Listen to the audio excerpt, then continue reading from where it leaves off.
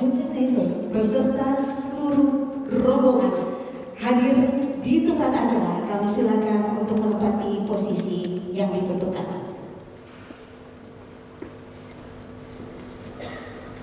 Laporan pelaksanaan kegiatan. Dengan hormat kami mengundang Ibu Igustu Putu Milawati, Kepala Divisi Pelayanan Hukum dan HAM, Kementerian Hukum dan Hak Asasi Manusia Nusa Tenggara Timur. Boleh kita berikan tepuk tangan? Laporan pelaksanaan kegiatan. Direktorat Jenderal Kekayaan Intelektual mendengar dalam rangka peningkatan dan penguatan layanan publik kekayaan intelektual di Kota Kupang, 6 Maret 2023. Assalamualaikum warahmatullahi wabarakatuh.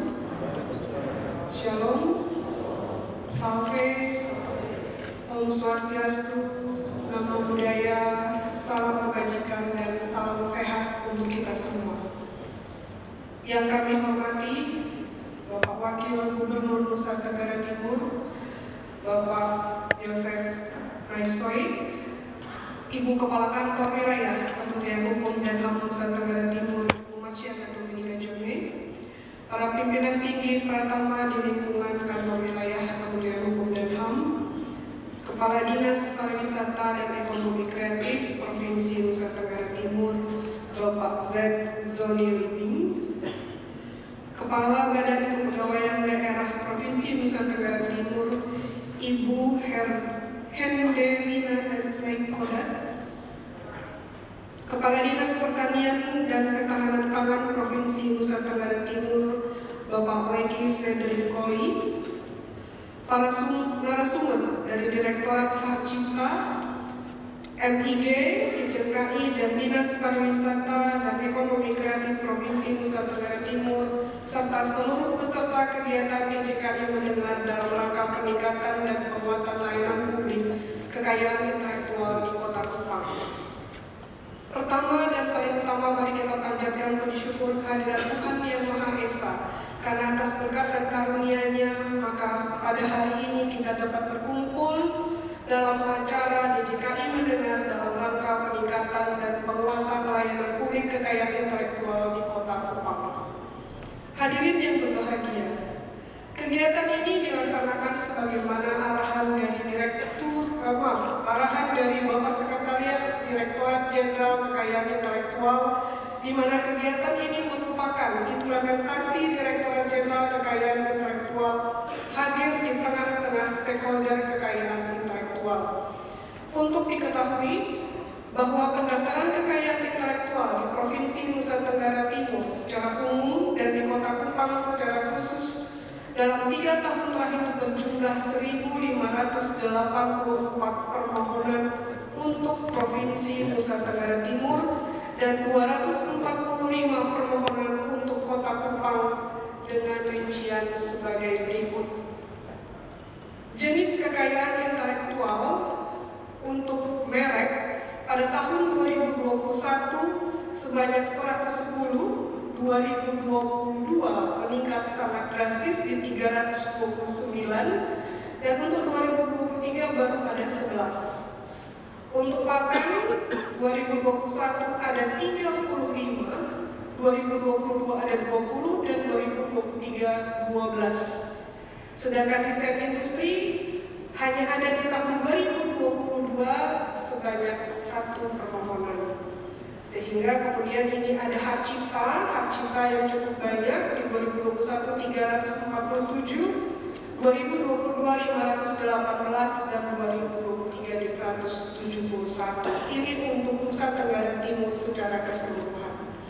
Sedangkan untuk di Kota Kupang, untuk merek pada tahun 2021 ada 25 permohonan, 2022 96, dan 2023 baru ada 5.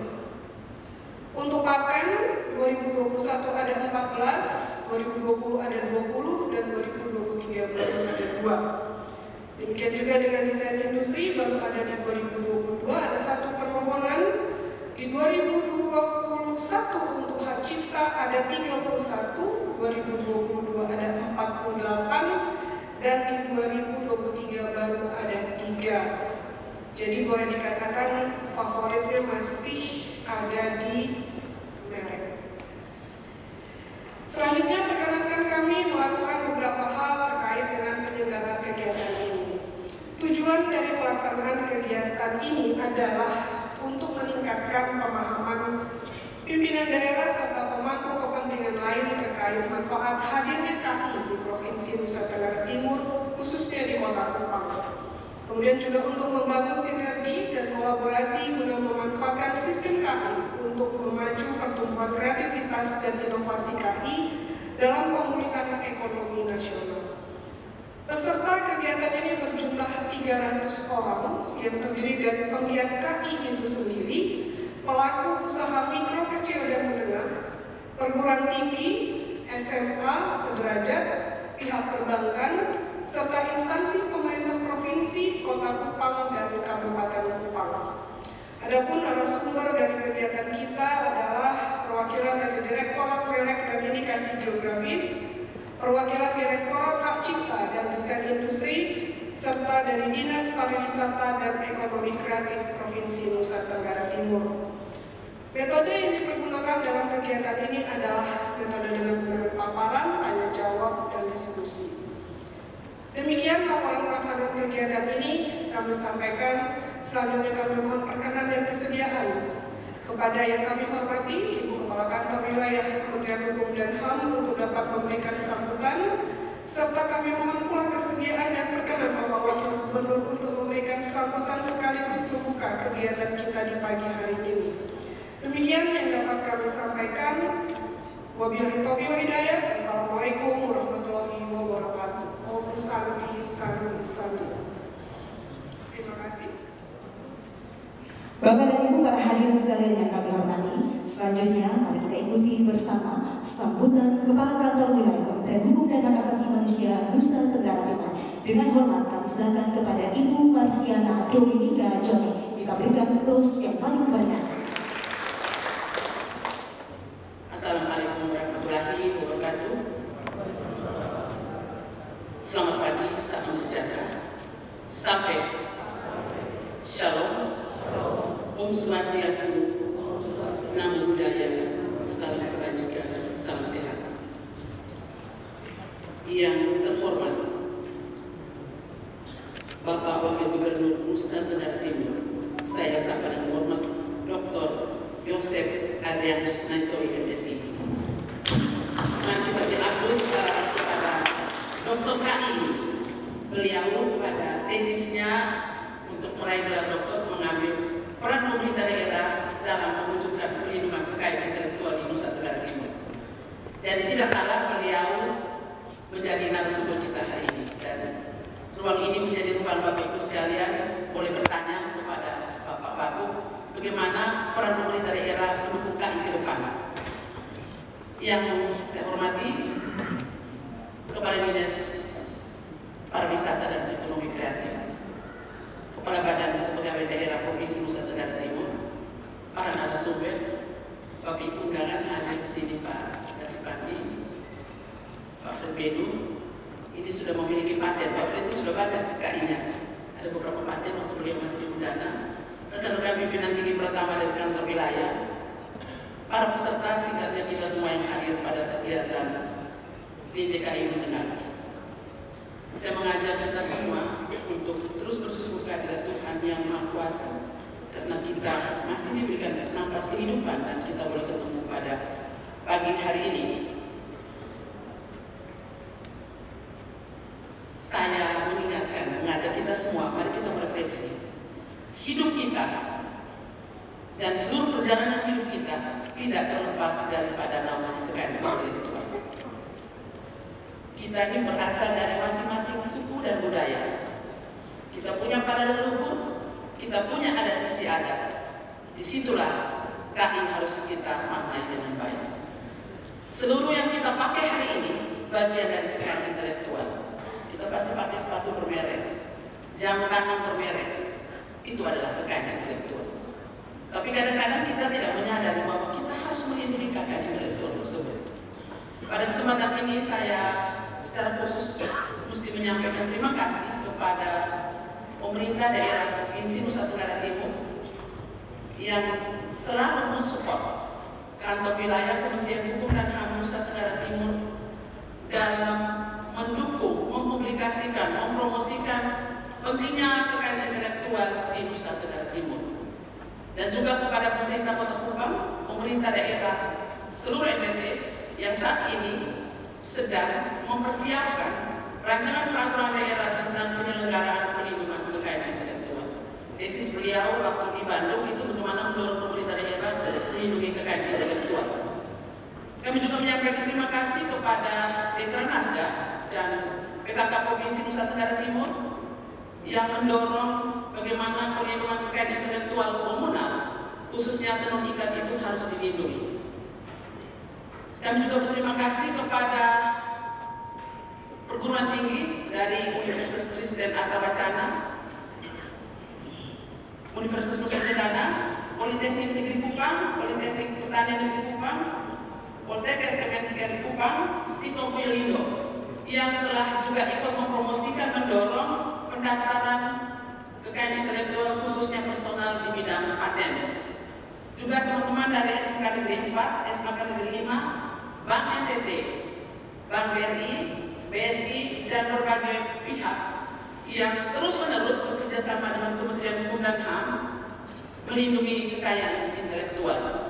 Tadi pada laporan panitia, Ibu Mila menyampaikan bahwa permohonan yang paling banyak adalah di bidang personal hak cipta. Saat ini kami sedang mendorong pemberdayaan UMKM melalui pendaftaran merek. Dan puji Tuhan, sampai dengan tahun 2023 kalau tidak salah ada 600 lebih. Kami berterima kasih secara khusus kepada Dinas Pariwisata, Dinas Perindah, dan Dekranasda melalui dana alokasi APBD Provinsi Nusa Tenggara Timur memfasilitasi biaya pendaftaran merek. Bagi kami, 1.800.000 itu sebenarnya mahal ketika UMKM itu dari kelompok kalangan menengah ke bawah. Tetapi berkat kerjasama yang baik antara Kementerian Hukum dan HAM dan pemerintah daerah, biaya ini menjadi 500.000 dan makin hari orang semakin banyak mendaftarkan mereknya. Di sisi lain kami juga mengajak Bapak Ibu sekalian kelompok UMKM yang sudah punya mendaftarkan merek, marilah mendaftarkan perseroan perorangan. Dengan biaya 50.000 kita sudah bisa punya perusahaan sendiri. Tidak harus notaris. Kalau biaya notaris itu dulu mahal sekali untuk bikin perusahaan sampai puluhan juta. Tetapi sekarang 50.000 itu pun dibiayai oleh teman-teman dari pihak perbankan, Bank NTT dan teman-teman dari Pemprov Nusa Tenggara Timur. Dan kami juga berterima kasih kepada pemerintah daerah Nusa Tenggara Timur yang memang sangat berkomitmen menghargai melindungi kekayaan intelektual, terutama kekayaan intelektual komunal, dengan mewajibkan ASN memakai tenun ikat pada hari Selasa, Kamis, dan Jumat. Mungkin kita tidak sadar bahwa kenapa harus pakai tenun ikat. Itu kita melindungi kekayaan intelektual. Mengajak kita untuk dari mana? Kita mengenal dari mana kita berasal. Dan sekarang yang sudah punya indikasi geografis kekayaan intelektual untuk komunal, khususnya tenun ikat, itu baru dari Maumere sebanyak 33 jenis. Dari Alor itu ada songket, ada tenun ikat. Yang lainnya 13 kabupaten sedang dalam proses. Memang untuk mendapatkan sertifikat indikasi geografis tenun ikat itu tidak mudah. Kenapa kami mendorong ini harus didaftar? Agar kita mencegah ada pemalsuan terhadap tenun ikat Nusa Tenggara Timur. Prinsip kekayaan intelektual adalah siapa pendaftar pertama, dialah pemegang hak. Kasus masih terjadi. Kita bisa lihat di toko-toko itu jual tenun ikat yang bukan asli, tapi kita tidak bisa berbuat apa-apa.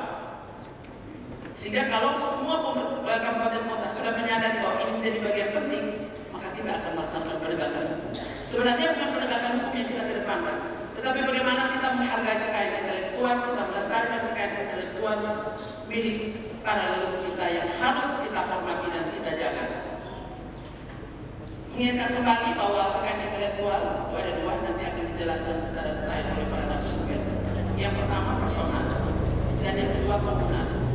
Personal ini memang di NTT kita masih banyak pada hak cipta dengan merit. Tapi kami mendorong nih Pak Fred, Pak David, teman-teman dosen, marilah daftarkan semua hasil penelitiannya untuk kita lindungi. Ini masih sedikit, NTT belum banyak. Kami berharap rekan-rekan yang perguruan tinggi yang hadir di sini, yang sudah menandatangani PKS dengan kami, kita akan lanjutkan lagi menandatangani PKS untuk periode berikutnya, agar kita terus mendorong karya-karya intelektual anak bangsa di Nusa Tenggara Timur.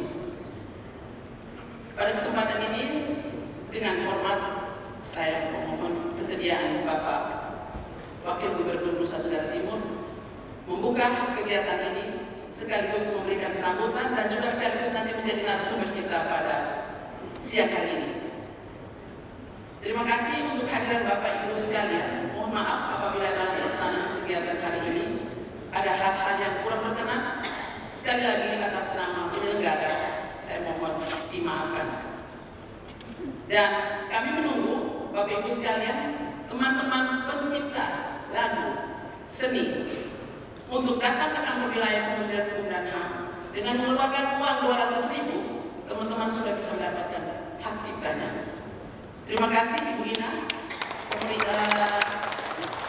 yang hari ini juga akan mendapatkan penghargaan lagu Marset dari Badan Kepegawaian Daerah Provinsi Nusa Tenggara Timur. Mungkin teman-teman dari UPD lain, ayo buatlah Mars, itu kita lindungi. Sekian dan terima kasih. Wassalamualaikum warahmatullahi wabarakatuh. Shalom, Sarve, Om Santi Santi Om. Tuhan memberkati. Yang mewakili paduan suara Mazmur Choral, pelaku usaha Alfredo Soiwili dan Justina Mamosoi sebagai Bapak Ibu yang akan menerima langsung penyerahan sertifikat kekayaan intelektual. Mohon izin berkenan Bapak Ibu untuk berada di depan, dan kami juga mengundang Kepala Divisi Pelayanan Hukum dan HAM akan mendampingi Kepala Kantor Wilayah. Kami silakan para penerima untuk berada di depan. Teman-teman dari Mazmur Choral mohon izin untuk langsung berada di bagian samping kiri panggung. Intelektual yang langsung diserahkan oleh Wakil Gubernur Nusa Tenggara Timur. Untuk yang pertama akan diserahkan kepada Kepala Badan Kepegawaian Daerah Provinsi Nusa Tenggara Timur.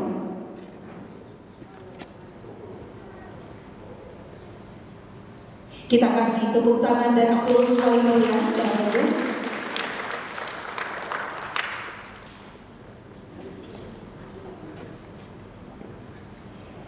Dan selanjutnya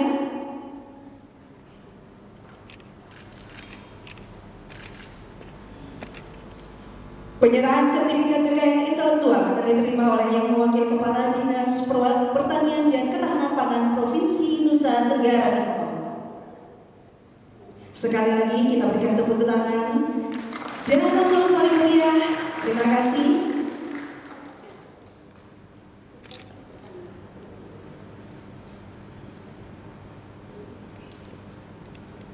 Selanjutnya, penyerahan sertifikat kekayaan intelektual akan diterima oleh perwakilan paduan suara Mazmur Choral.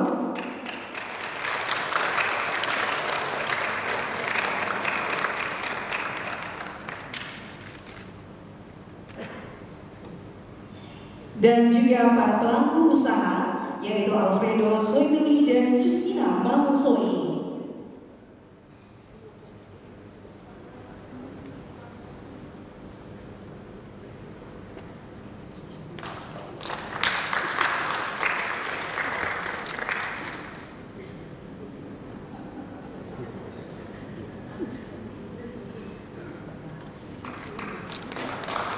Mohon izin berkenan Bapak Wakil Gubernur kita foto bersama, berkenan untuk posisi agar dirapatkan dengan teman-teman dari Mazmur Choral. Mohon izin 1, 2, 3. Sekali lagi 1, 2, 3. Kita kasih aplaus dan tepuk tangan paling meriah Bapak Ibu hadirin sekalian. Dan mohon izin berkenan Bapak Wakil Gubernur Nusa Tenggara Timur untuk tetap berkenan berada di depan untuk memberikan keynote speech. Bapak Ibu yang lain kami silakan untuk Assalamualaikum warahmatullahi wabarakatuh. Assalamualaikum warahmatullahi wabarakatuh. Salam, salve, Om Swastiastu, Namo Buddhaya, salam kebajikan, salam sehat untuk kita semua. Bapak Ibu, bagi mereka yang tidak menerima salam dan menjawab salam, pasti mereka tidak akan masuk surga. Bagi yang beragama Muslim itu tidak memahami Al-Kafirun 6. Al-Kafirun 6 mengatakan lakum dinukum kalian, jadi harus bisa menjawab itu. Yang Kristen kalau tidak menjawab berarti dia tidak mencintai atau mengasihi sesamanya manusia. Begitupun juga Hindu di Vedanya dan di Buddha, di Pitakanya, Konghucu, di Sikhianya, itu semua ada. Jadi masyarakat Nusa Tenggara Timur harus memasyarakatkan salah kebinekaan kita. Yang saya hormati, saya banggakan Kakamil Kumham Nusa Tenggara Timur, yang saya hormati pimpinan OPD daerah. Saya lihat di sini ada Ibu Ina, Kepala BKD, ada Pak Soli tadi, kemudian ada OPD lain yang mewakili, para kadif dari Kumham sejajarannya, staf khusus Gubernur, ada Prof. Ren, ada Pak David, kemudian Bapak Mama, kakak adik, anak-anakku yang saya hormati dan saya cintai. Hari ini kita harus bersyukur kepada Tuhan Maha Kuasa, kepada Allah SWT, karena atas berkat dan ridhonya, maka pagi hari ini kita dapat bersama-sama di sini mengikuti kegiatan yang sangat bermanfaat dan sangat bermanfaat untuk kita semua, apalagi kita di Nusa Tenggara Timur. Bapak Ibu, saudara-saudara sekalian, Provinsi Nusa Tenggara Timur seperti apa dikatakan oleh Ibu Kakamil tadi, tidak berkelebihan bahwa kita memiliki kekayaan intelektual yang sangat luar biasa. Bangun tidur, mulai dari bangun tidur, kita sudah memiliki kekayaan intelektual yang diwariskan oleh leluhur kita. Pada mimpi aja, kita mimpi aja itu ada kekayaan intelektual.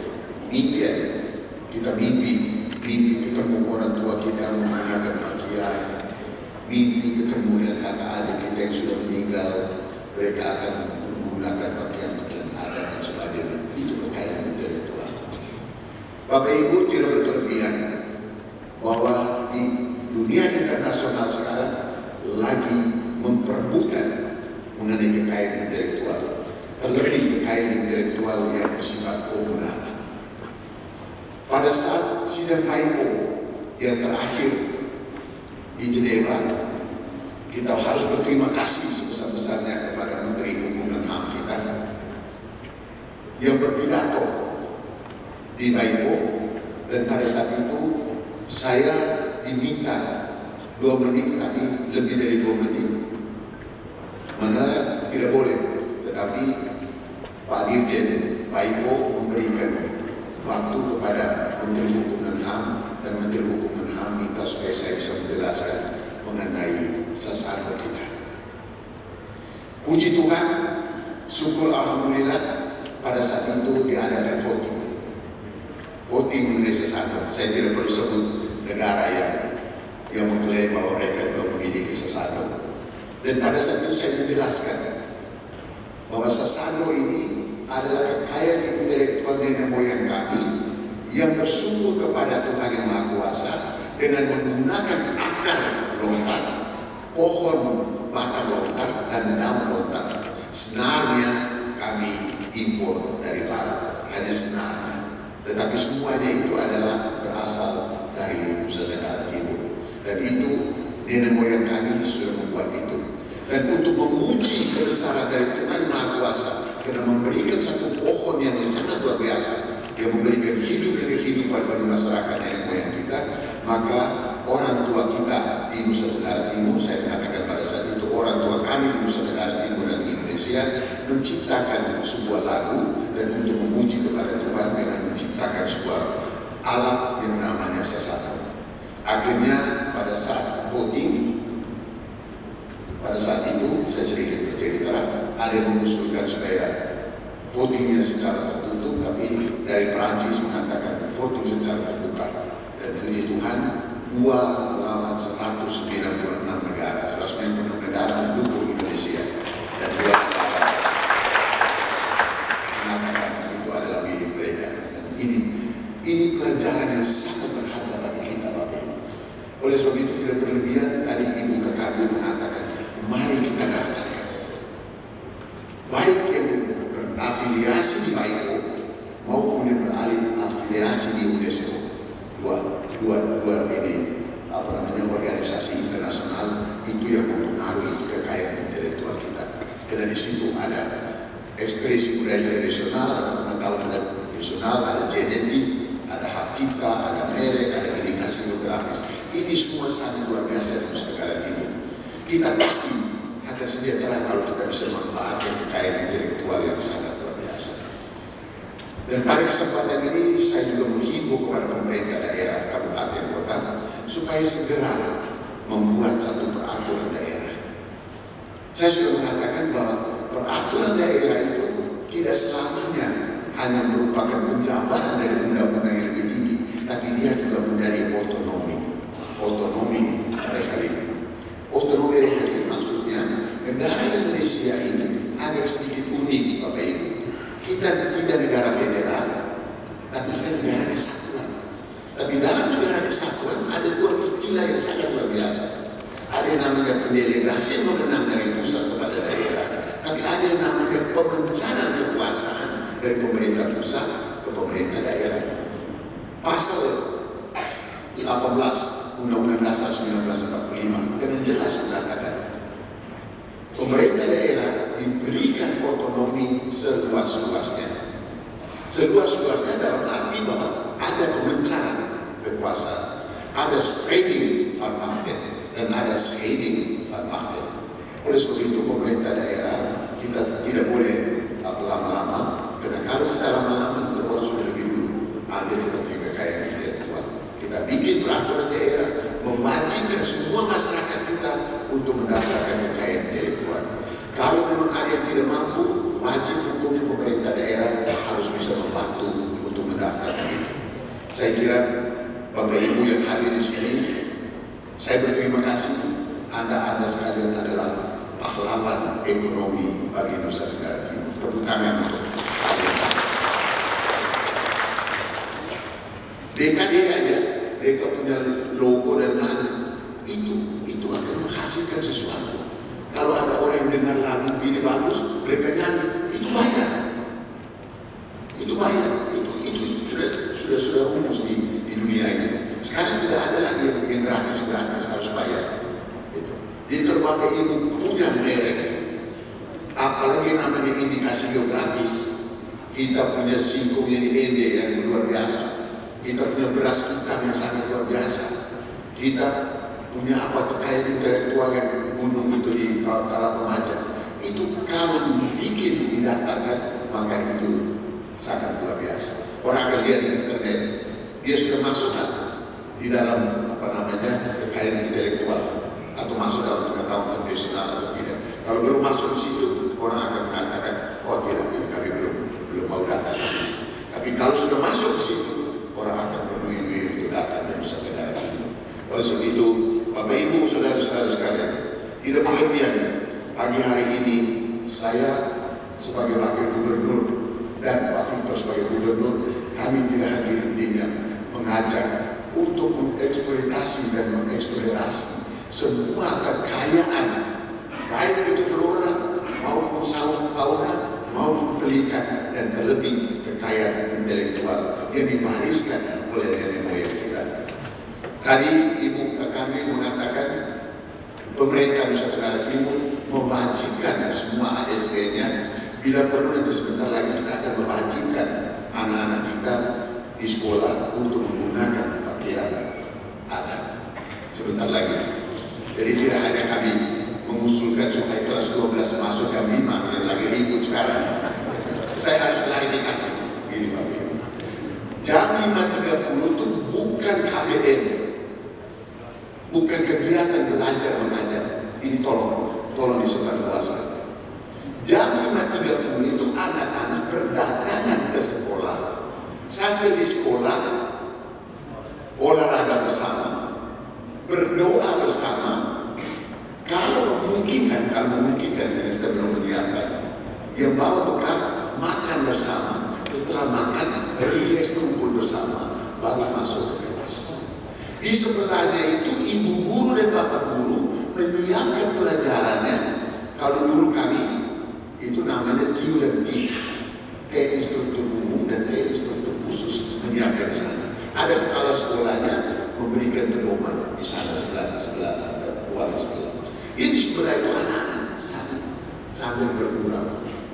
Kalau Bapak Ibu lihat yang sekolah di pesantren sama, yang sekolah di seminari atau sekolah teologi pasti sama. Itu sama dengan itu. Ide Pak Gubernur itu mengatakan bahwa anak-anak ini harus memiliki apa yang dinamakan knowledge, memiliki keterampilan, skill, dan memiliki attitude, dan memiliki daya juang, etosnya, daya juang. Dan puji Tuhan ada beberapa orang tua yang saya ketemui pada hari ini, mereka mengatakan, Pak Wagub terima kasih dengan kebijakan yang kontroversi, tetapi anak-anak kami bisa tidur jam 8 malam, bangun jam 4 pagi. Gitu. Dan itu memang harus mesti dimulai.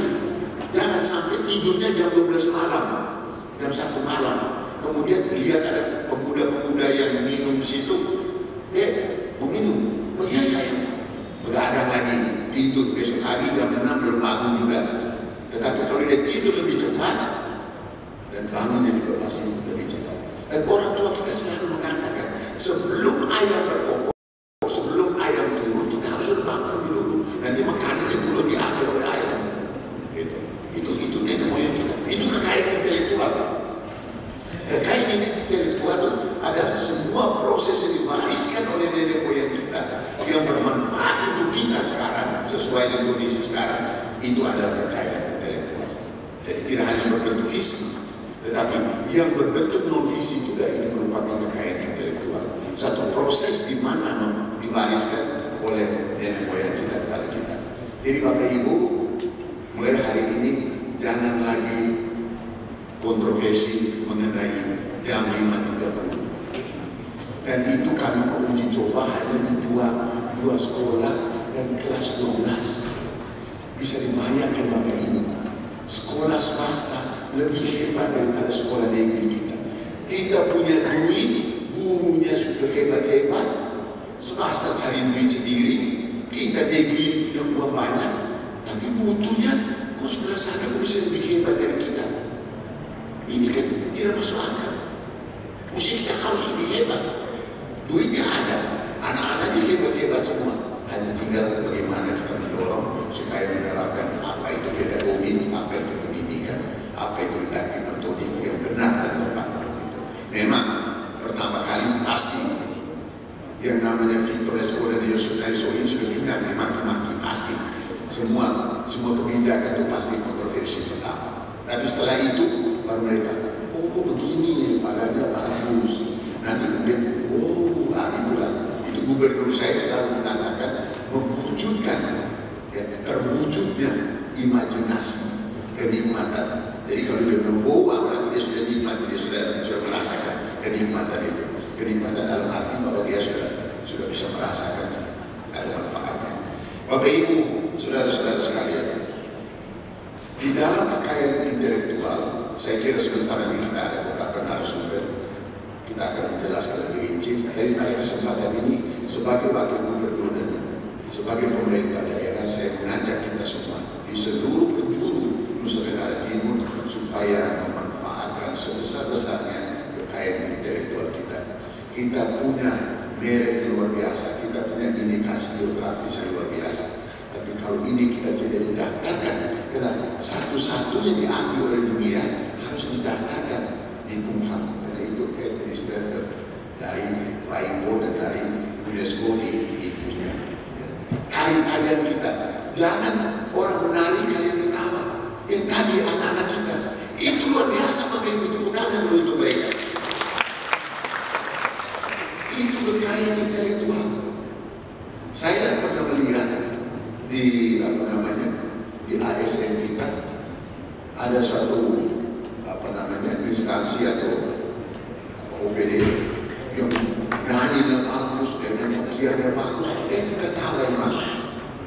Saya bilang, no, itu bukan hanya main-main, tapi itu kekayaan intelektual yang wajib kita lindungi dan harus dikomersilkan. Harus dikomersilkan. Oleh sebab itu, dikomersilkan dalam tanda kutip. Tanda kutip. Kalau orang lihat bagus, pasti mereka akan tertarik. Mereka tertarik, mereka akan meniru. Mereka meniru, bayar. Karena kita sudah punya merek. Dan sekarang, berani-berani nyanyi itu, marsnya dia. Oh, kalau tidak minta izin, nah bahaya.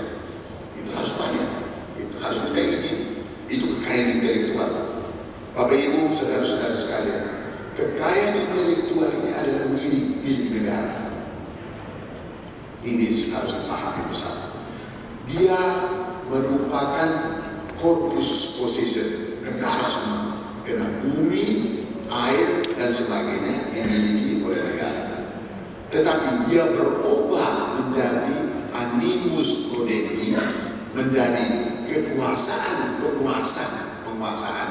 Itu adalah kita yang menciptakan, atau kekayaan intelektual komunal, kita yang memanfaatkan, kita yang melakukan, dan kita yang mendapatkan manfaat. Negara itu hanya melindungi secara fisik, secara keseluruhan. Itu jadi jangan sampai orang mengatakan, oh ini milik saya loh, saya boleh seenaknya aja. Ini kain dari Sumba, oh itu negara. No, negara korpusnya. Tetapi harus dicantumkan, ini kain berasal dari Sumba, Nusa Tenggara Timur. Ini sasando dari Rote, Nusa Tenggara Timur. Harus begitu. Silakan, seluruh dunia boleh main, boleh pakai pakaian yang kita punya. Tapi harus dicantumkan bahwa daerah asal itu. Saya kira itu aja Bapak Ibu, saudara-saudara sekalian, apa yang saya bisa sampaikan pada pagi hari ini. Dan kita sebentar akan melakukan kegiatan DJKI, Direktorat Jenderal Kekayaan Intelektual, mendengar dalam rangka peningkatan dan penguatan pelayanan publik kekayaan intelektual di Kota Kupang, Nusa Tenggara Timur. Nanti sebentar kita dengar dari Bapak Ibu, saudara-saudara sekalian, apa yang nanti kami bisa menjawab. Lebih bagus apa yang dibutuhkan oleh Bapak Ibu bisa bertanya, kemudian kita bisa diskusi lebih lanjut. Akhirnya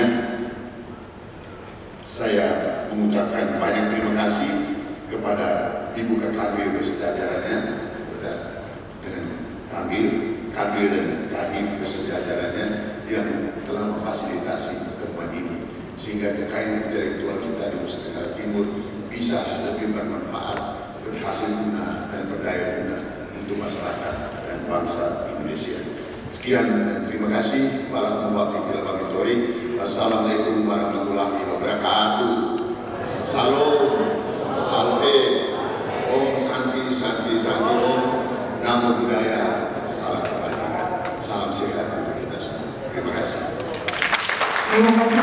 Saya ingin mengucapkan kepada Dr.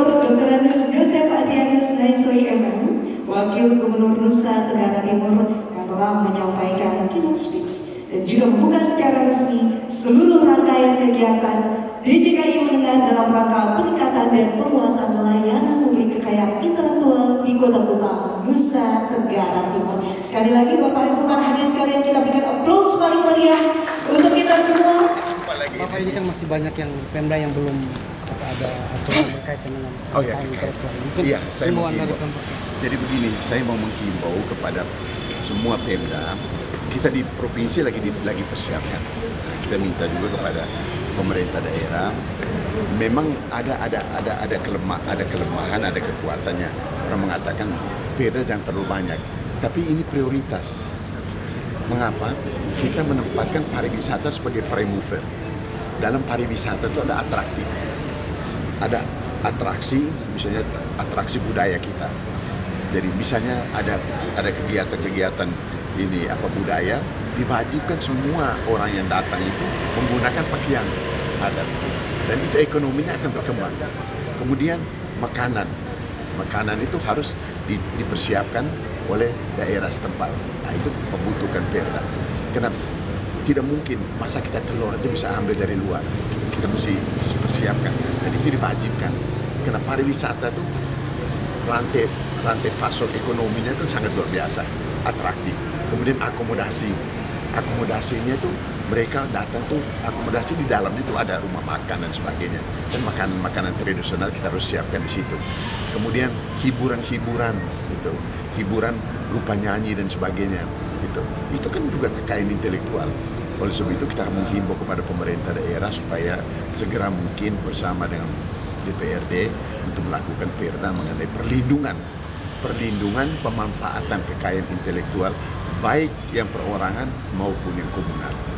Gitu. Kalau ini kan Ibu Kanwil semenjak menjabat sebagai Ibu Kanwil sudah menyerukan ini, meminta kepada semua Pemda. Cuman banyak yang belum melakukan apa. Jadi begini, kami ini Ibu Kanwil ini undang dengan saya juga narasumber. Kami sudah mulai bulan lalu di Nagekeo, minggu depan kami di Alor. Kami akan keliling ke 22 kabupaten kota.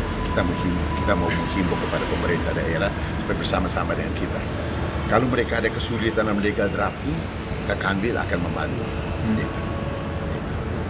Terima kasih. Bapak mungkin tambah sedikit, tadi Bapak sudah klarifikasi terkait dengan jam 5 pagi itu kan sudah ini.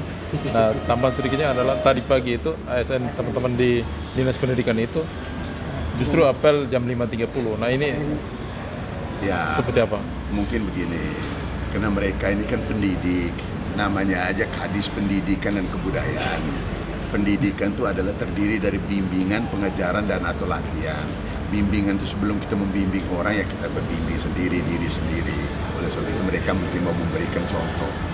Pak Kadis mungkin mau memberikan contoh, kita jangan hanya suruh orang, tapi kita juga melakukan teladan kepada anak didik kita bahwa kita juga datang jam 5 pagi, jam 5.30 gitu. Dan ini tidak bias ke dinas yang lain ya Bapak ya? Apa? Tidak bias ke dinas yang lain ya Bapak ya? Saya tidak bisa katakan demikian, tapi ini kan kita mau uji coba untuk kelas 12. Ya. Kelas 12 itu mengapa orang di seminari kok pintar? Mengapa orang di pondok pesantren itu tanda kutip ya lebih hebat daripada kita? Padahal kita ada uang. Nah, idenya Pak Gubernur ini sangat cemerlang, tetapi harus diterjemahkan sesuai dengan kondisi yang ada di lapangan. Bagaimana keamanannya, bagaimana situasi belajar mengajarnya di situ, apakah sudah sesuai atau tidak. Jadi kita sinergi sambil uji coba kelemahan-kelemahan ini kita penuhi. Jadi sekali jalan. Bung Karno dulu waktu merdeka tuh kita belum ada apa-apa. Orang mengatakan merdeka dulu atau siapkan dulu. Ya jalan sama-sama. Ya sama kayak gini. Kan ada orang bilang, oh ini infrastruktur belum siapkan. Ya kapan kita mau siapkan? Ya sekaligus sinergi gitu. Pak Joseph, untuk besok yang jalan kaki dari bawah Pak. Begini, istilah jalan kaki itu maksudnya kalau misalnya dari kantor yang dekat-dekat misalnya 100 meter, 500 meter ya tidak usah pakai mobil lah, jalan kaki aja. Kalau rumahnya dekat kantor ya jalan kaki naik sepeda begitu supaya bisa menghemat BBM. Dan bukti sekarang kita sudah deflasi kan, inflasi kita di kabupaten kota. Nah itu kena kerjasama semua pihak.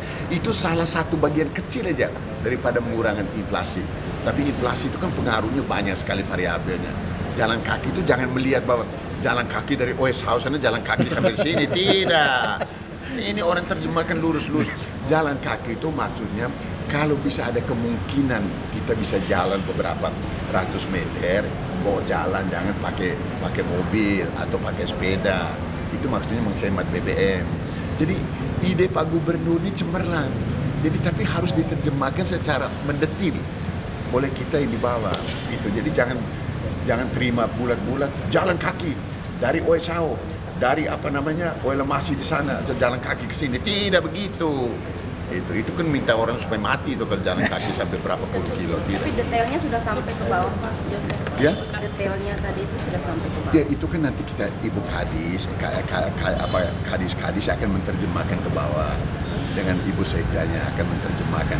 Ide besar ini kan dari kami berdua.